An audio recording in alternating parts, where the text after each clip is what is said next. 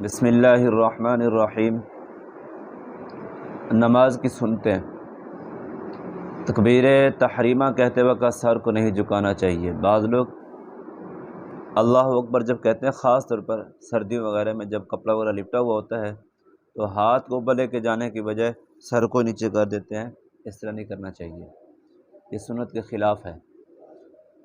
تکبیر تحریمہ کہنے سے پہلے دونوں ہاتھوں کا اٹھانا، مردوں کو کانوں تک، عورتوں کو شانوں تک، اور عذر کی حالت میں بھی شانوں تک جو ہے عورتیں، اور مرد جو ہے وہ کانوں تک ہاتھ اٹھائیں، یہ سنت ہے۔ تکبیر تحریمہ کہتے وقت اٹھے ہوئے ہاتھوں کی ہتھیلیوں اور انگلیوں کا رخ قبلے کی طرف کرنا، ہاتھوں کا جو یہ قبلے کی طرف کرنا۔ ہاتھ اٹھاتے وقت انگلیوں کو نہ بہت کشادہ کرنا نہ بہت ملا ہوا ہونا، یوں۔ تو تکبیر تحریمہ کے فوراً بعد ہاتھوں کا باندھ لینا، مردوں کو ناف کے نیچے، عورتوں کو سینے پر، اور مردوں کو جو ہے اس طرح ہاتھ باندھنا کہ دائنی ہتھیلی بائیں پر رکھ لیں اور دائنے انگوٹھے اور چھوٹی انگلی سے بائیں کلائی کو پکڑ لیں، یہ اس طرح۔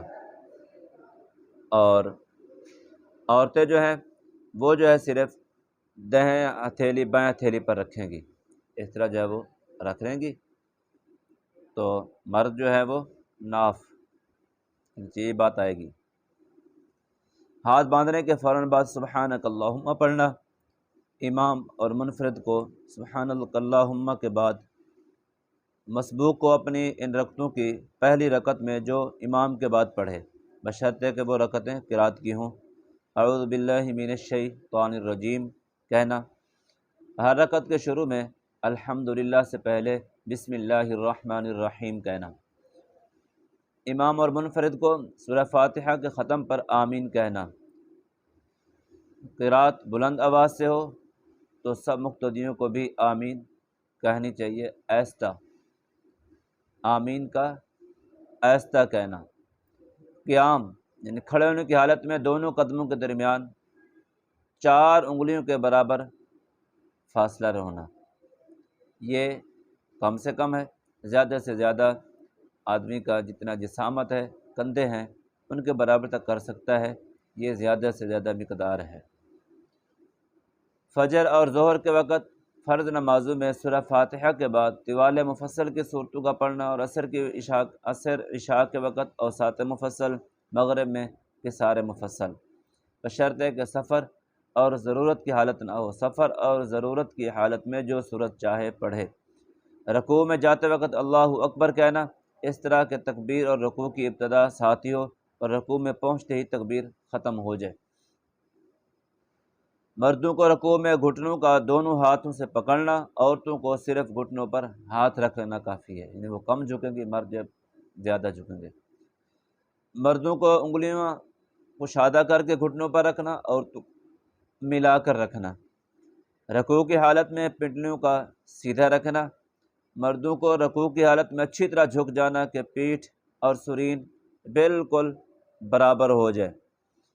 عورتوں کو صرف اس قدر جھکنا کہ ہاتھ گھٹنوں تک پہنچ جائیں، بالکل ان کو سیدھا، کمر جو ہے سیدھی کرنے کی ضرورت نہیں ہے۔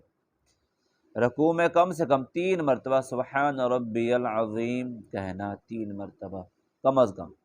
رکوع میں مردوں کو دونوں ہاتھوں کا پہلوں سے جدا رکھنا۔ قومے میں امام کو صرف سمع اللہ لمن حمیدہ کہنا اور مقتدیوں کو ربنا لک الحمد کہنا، اور منفرد جو اکیلا پڑھ رہا ہے وہ یہ دونوں چیزیں کہے گا۔ سجدے میں جاتے وقت اللہ اکبر کہنا، سجدے میں جاتے وقت پہلے گھٹنوں کو زمین پر رکھنا، پھر ہاتھوں کو، پھر ناک کو، پھر پیشانی کو۔ اٹھتے وقت پہلے ناک کو، پہلے جو ہے پیشانی کو، پھر ناک کو، پھر جو ہے ہاتھوں کو، پھر جو ہے گھٹنوں کو اٹھانا۔ سجدے کی حالت میں منہ کو دونوں ہاتھوں کے درمیان میں رکھنا۔ سجدے کی حالت میں مردوں کو اپنے پیٹ کا زانوں سے، کوہنیوں کا پہلو سے الگ رکھنا، اور کلائیاں بھی جو اٹھی ہوئی ہوں زمین سے۔ عورت کو جو ہے پیٹ زانوں سے اور کوہنیوں کو جو ہے پہلو سے ملا کے رکھنا، اور زمین پر اس طرح سجدہ کریں گی جو زیادہ زمین کے قریب ہو، پردے کا موجب ہو، جیسے حنفی عورتیں کرتی ہیں۔ سجدے کی حالت میں دونوں ہاتھوں کی انگلیوں کا ملا ہوا رکھنا۔ اگر اس میں ایک سمجھ نہ آئے تو میں نے کچھ ایک اور کلپ کے اندر جو ہے مرد اور عورت کی نماز میں فرق کے عنوان پر ایک کلپ سینڈ کیا تھا، اس کو آپ سن سکتے ہیں۔ سجدے کی حالت میں دونوں زانوں کا ملا ہوا رکھنا، سجدے میں کم از کم 3 مرتبہ سبحان ربی الاعلیٰ کہنا، اور سجدے کی حالت میں دونوں پاؤں کی انگلیوں کا قبلے کی طرف رکھنا، سجدے سے اٹھتے ہوئے تکبیر کہتے ہوئے سر کا زمین سے اٹھانا، دونوں سجدوں کے درمیان میں اسی خاص کیفیت سے بیٹھنا جس کیفیت سے دونوں سجدوں کے بعد بیٹھنا چاہیے۔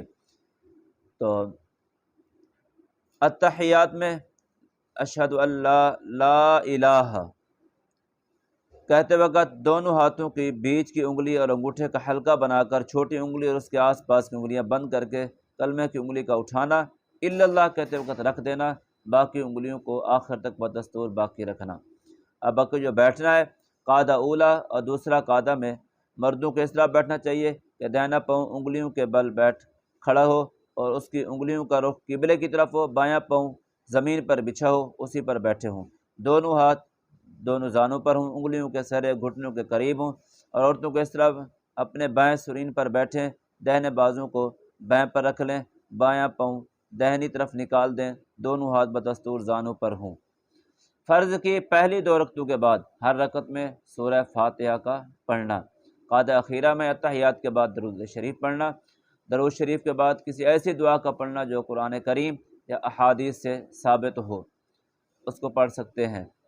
السلام علیکم کہتے وقت دائیں بائیں طرف منہ پھیرنا، پہلے دائنی طرف منہ پھیرنا پھر بائیں طرف، امام کو بلند آواز سے سلام پھیرنا، تو امام کو اپنے سلام میں اپنے تمام مقتدیوں کی نیت کرنا، خواہ مرد ہوں یا عورت یا لڑکے ہوں یا مخنث، کرامن کاتبین وغیرہ فرشتوں کی نیت کرنا، مقتدیوں کو اپنے ساتھ سب نماز پڑھنے والوں کی اور کرامن کاتبین فرشتوں کی، اور امام دہنی طرف ہو تو دہنے سلام میں اور بائیں طرف ہو تو بائیں سلام میں، اور بالکل پیچھے ہیں تو دونوں سلام میں امام کی بھی نیت کرنا۔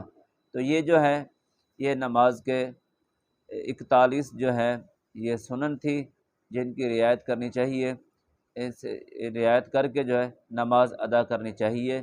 جب اس طرح نماز کی ادائیگی ہوگی انشاءاللہ نماز میں خشوع و خضوع بھی ہوگا، سکون بھی آئے گا، دل بھی لگے گا، اور یہ نماز مقبول بھی بن جائے گی۔ اللہ تعالیٰ سمجھ